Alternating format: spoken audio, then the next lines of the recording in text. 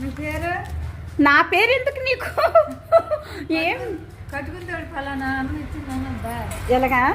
నీ పేరు చెప్తే ఫలానా తల్లి ఇచ్చిందన్న. ఏమి నా పేరేం చెప్పాల్సిన అవసరం లేదు. పట్టుకెళ్ళి జాగ్రత్త అమ్మా. డబ్బులు ఏమి జాగ్రత్త పెడతా కదా.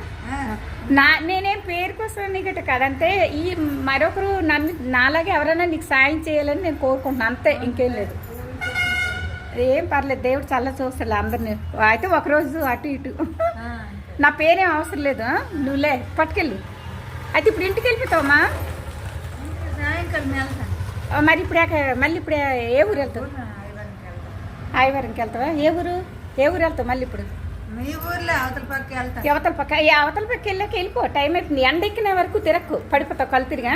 సరే అయితే నువ్వు నా పేరు అలాంటివి అవసరం లేదు. బరువు మీరు బాగుంటే మేము అందరూ బాగున్నట్టే.